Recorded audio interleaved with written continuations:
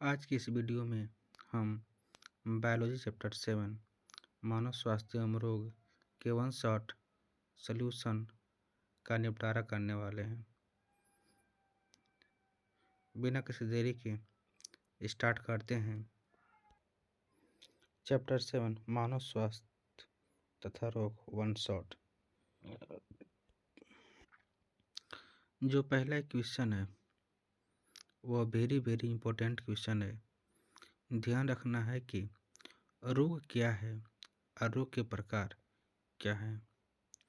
ये 100% है कि इस बार यह प्रश्न आने वाला है, क्योंकि यह प्रश्न बार बार पूछता है। क्योंकि 2025 में यह प्रश्न 4 सेट में आया था, तो इस बार इसके आने के चांसेस बढ़ जाते हैं। पहले समझते हैं कि जब हमारा शरीर किसी कार्य को करने में असमर्थ हो जाए तो इस दशा को रोग कहते हैं, तथा रोग को फैलाने वाले कारक को रोगजनक कहते हैं। यानी कि रोग जिनके माध्यम से फैलता है उसे रोगजनक कहते हैं। अब देखते हैं रोग के प्रकार कि रोग कितने प्रकार का होता है। तो रोग मुख्यतः 2 प्रकार का होता है। तो कौन सा रोग? 2 ही तरह के रोग होते हैं। एक तो जन्म से ही रहेगा हमारे अंदर, और एक तो जन्म के बाद विभिन्न कारणों से होता है हम में। जिनमें पहला है जन्मजात या वंशगत रोग।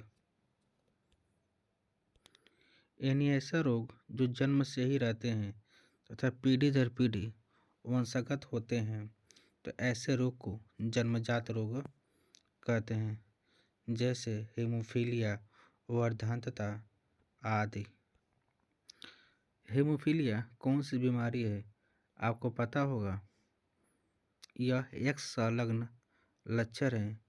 हमने आपको इससे पहले बताया है कि जो इससे पहले वाला चैप्टर है आनुवंशिकी वाला, उसमें तो हेमोफीलिया एक संलग्न रोग है जिसमें रोगी को चोट लग जाने के बाद थक्का नहीं बनता है और अत्यधिक रक्तस्राव के कारण रोगी की मृत्यु हो जाती है। तो दूसरा है वर्धांतता, जिसे कलर ब्लाइंड भी कहते हैं, जिसमें क्या होता है, यह भी एक संलग्न रोग है। इनके जीन गुणसूत्र पर बैठ जाते हैं। इसमें क्या होता है कि व्यक्ति कुछ विशेष रंग जैसे लाल व हरे में कोई अंतर नहीं बता पाता है। ऐसे लोगों को रेलवे या ट्रैफिक में नौकरी नहीं दी जाती है, क्योंकि यह सिग्नल ही नहीं बता पाएंगे कि रेड है या ग्रीन, अर्थात तो ऐसे लोग रेलवे ड्राइवर नहीं बनाए जा सकते हैं। तो पहला हो गया जन्मजात रोग। एक तो जन्मजात हो गया। अब उपार्जित रोग क्या होता है वह जान लेते हैं।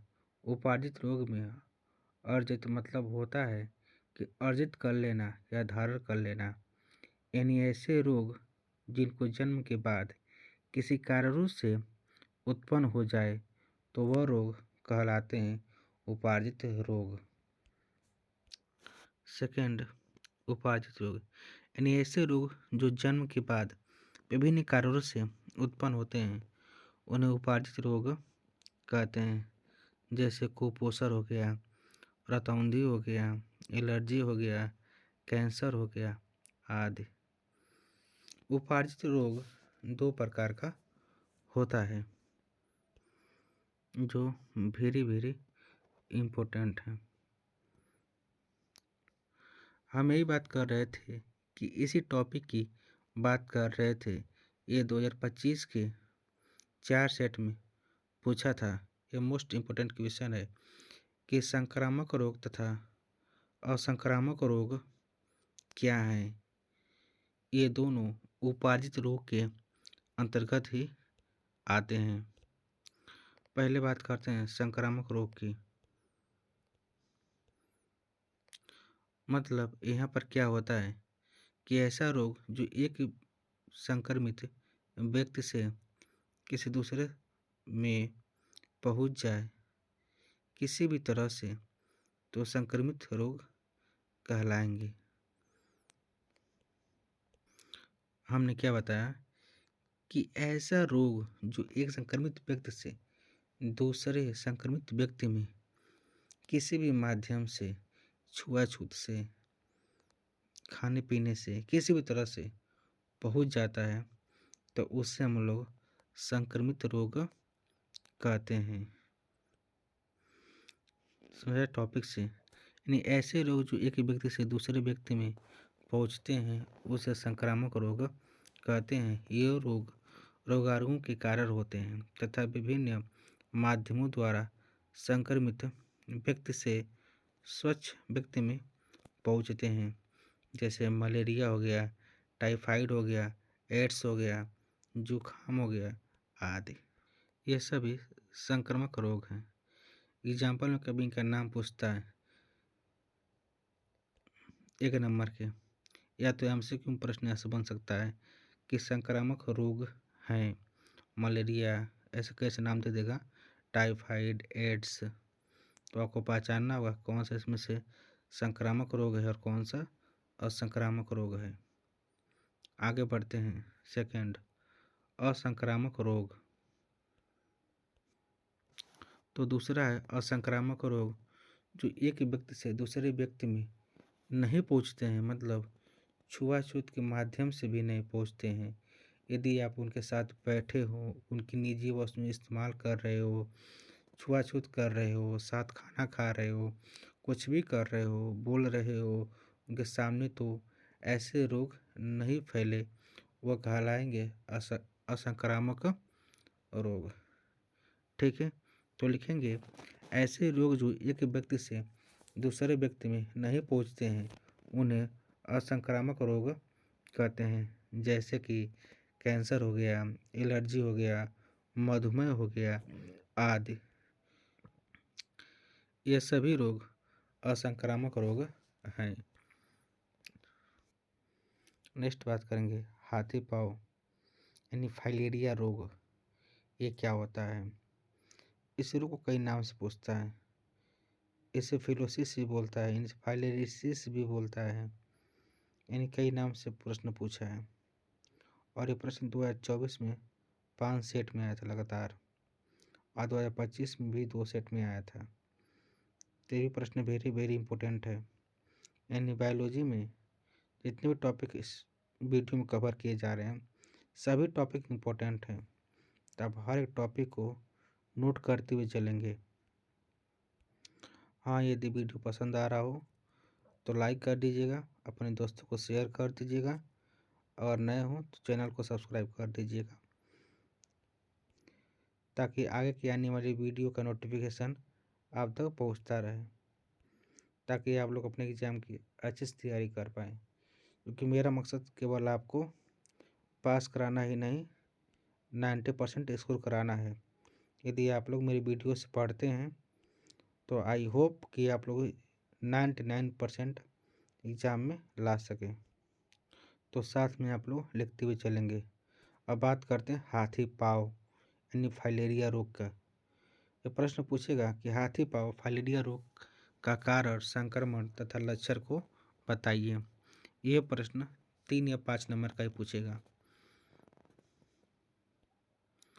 तो आगे बात करते हैं। इस रोग को फील पाव या फाइलेरिसिस भी कहते हैं। इसका कारण क्या है, यानी कारक। इस रोग का कारक बुचेरिया बैक्रोफाइटाई नामक कृमि होता है। यहाँ से प्रश्न MCQ में भी बनता है कि हाथी पाँव रोग किस बैक्टीरिया के वजह से फैलता है, तो वह है बुचेरिया बैक्रोफाइटाई। तो नाम आप लोग हाईलाइट कर लेंगे। एक नंबर में प्रश्न पूछा कई बार। नेक्स्ट टॉपिक की बात करेंगे कि संक्रमण क्या होता है, यानी कैसे लोग इससे संक्रमित होते हैं। तो ये रोग मादा क्यूलेक्स मच्छर के काटने से होता है। यहाँ भी हाईलाइट कर लीजिएगा, मादा क्यूलेक्स मच्छर, इसका नाम याद कर लीजिएगा, ये नाम इम्पोर्टेंट है क्योंकि पूछता है, प्रश्न बना सकता है कि मादा क्यूलेक्स मच्छर काटने से कौन सा रोग बनता है एक नंबर में। आगे बात करते हैं, इसमें पाँव फूलकर हाथी के पाँव के समान हो जाते हैं। अब रोग के लक्षण समझते हैं, यानी हाथ और पैरों का फूल जाना। दूसरा है कि शरीर के आकार में अनियंत्रित वृद्धि होना। तीसरा, बुखार आना। चौथा, शरीर का जगह जगह फूल जाना। ये सभी लक्षण हैं। नेक्स्ट प्रश्न की बात करेंगे कि अमीबीय पेचिश क्या है। ये भी प्रश्न 3 या 5 नंबर का आता है। ये वेरी वेरी इंपॉर्टेंट है। 2025 के ये 4 सेट में आया हुआ था कि अमीबीय पेचिश के कारण लक्षण व बचाव के उपाय के बारे में लिखिए। तो पहले समझते हैं कारक, यानी कारक क्या होता है।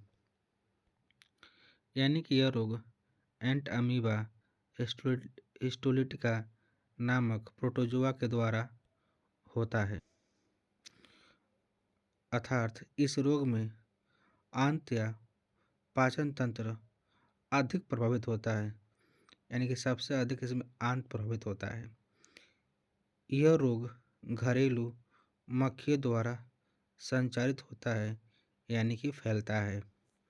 इसके लक्षण क्या है पहचान करने की, कि पेट में दर्द होना। दूसरा, दस्त के साथ रक्त का आना। तीसरा, शरीर के भार में निरंतर कमी होना। चौथा, मल के साथ श्लेष्म का आना। ये सभी इसके लक्षण हैं। अब समझते हैं बचाव के उपाय। तो इसके बचाव के निम्न उपाय हैं। पहला उपाय यह है कि दूषित जल व भोजन का सेवन न करें। दूसरा, जल को उबालकर व सान कर, जहाँ पे आसान है वहाँ पर छान कर होगा, छान कर पीना चाहिए। साफ सफाई पर विशेष ध्यान देना चाहिए। चौथा है कि फल और सब्जियों को धोकर खाना चाहिए। इस तरह से हम लोग इस बीमारी से बच सकते हैं यदि नियमों का ध्यान देंगे तब। अब हम बात करते हैं एक और वेरी वेरी इंपॉर्टेंट क्वेश्चन की,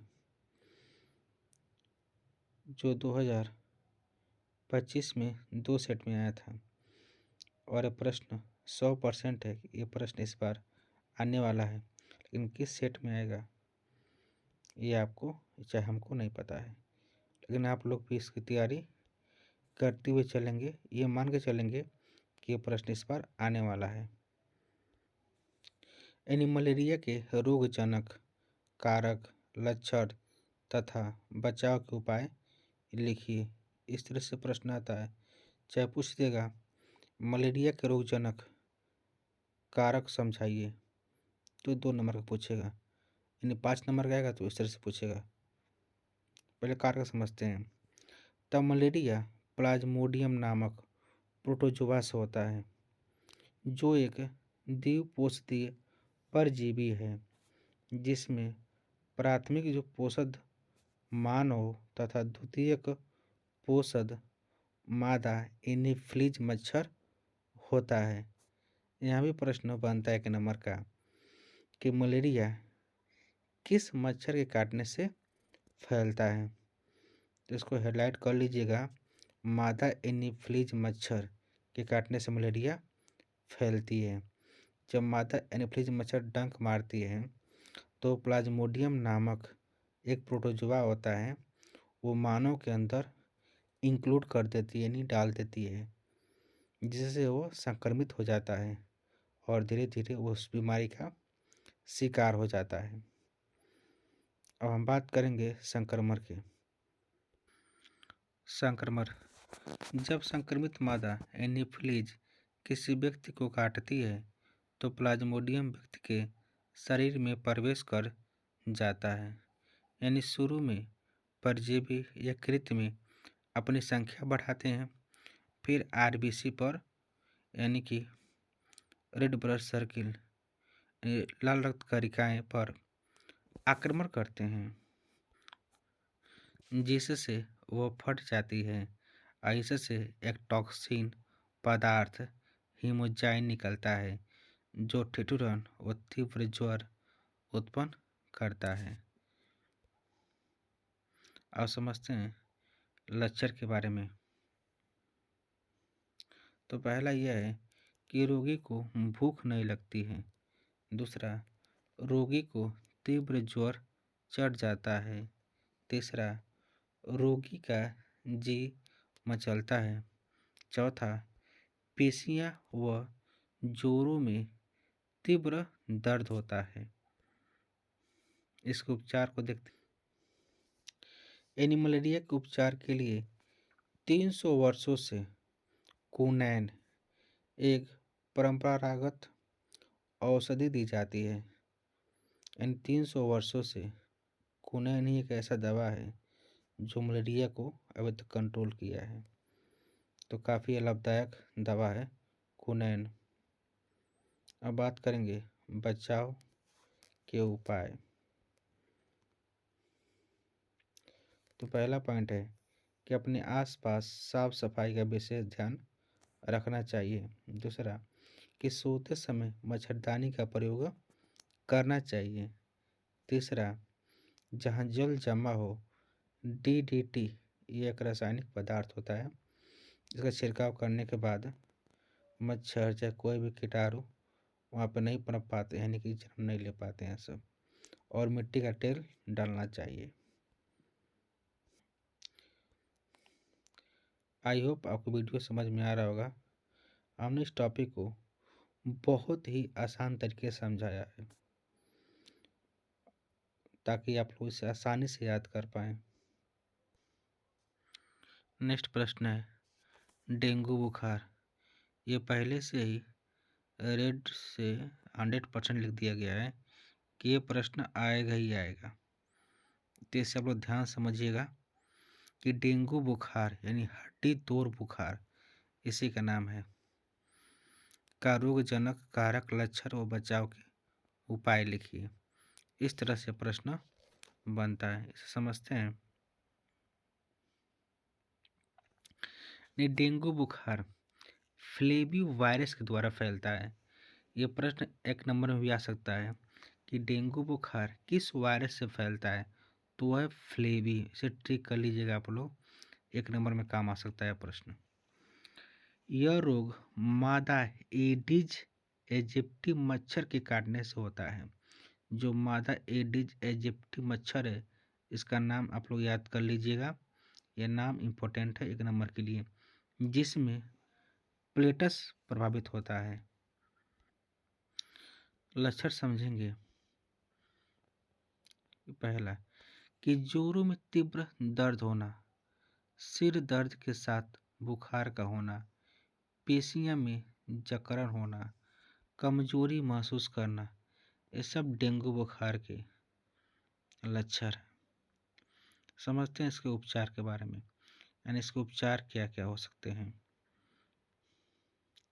ये एक ऐसा बीमारी है जिसका अभी तक कोई इलाज नहीं बना है।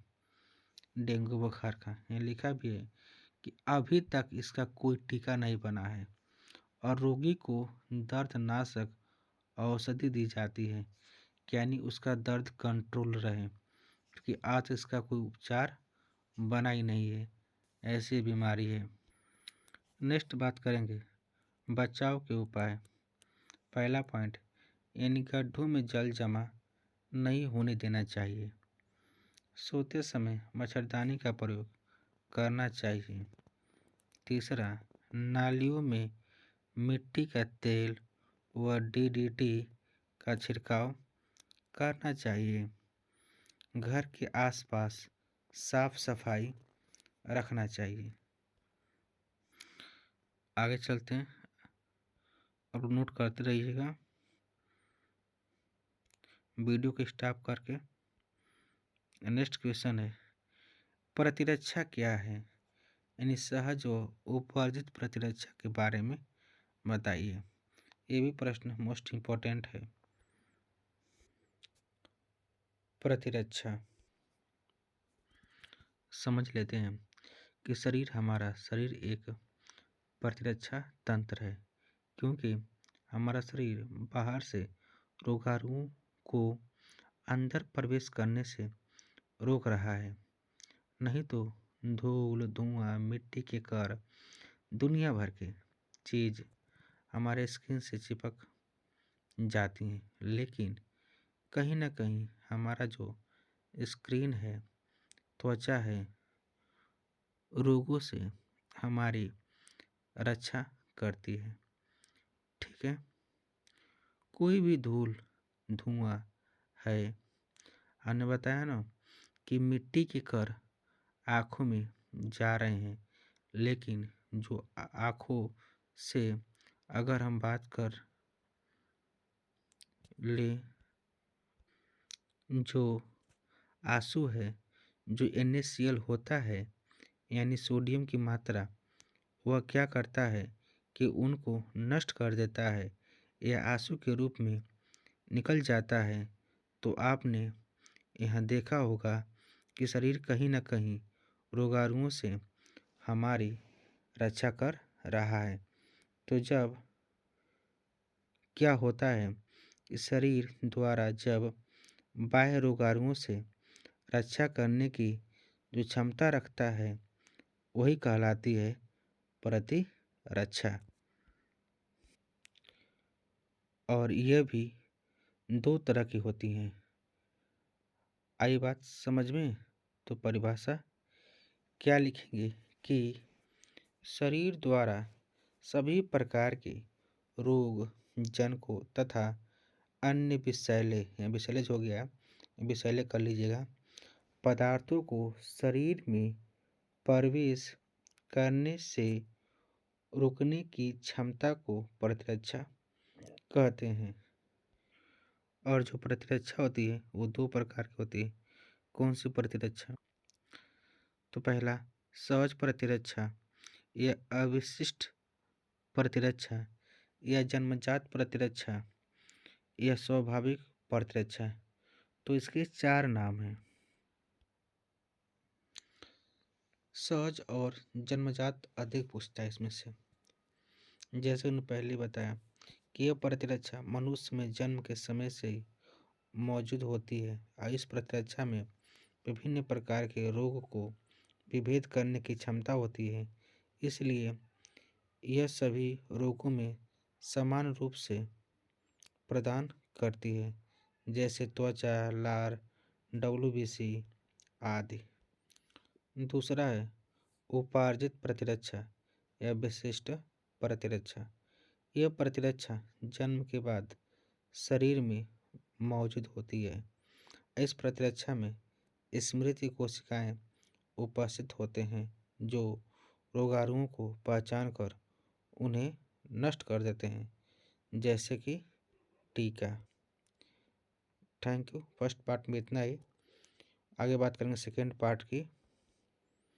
तो इसके लिए आप लोग चैनल को सब्सक्राइब कर लें और लाइक और प्यारा सा कमेंट कर दीजिएगा। Thanks for watching.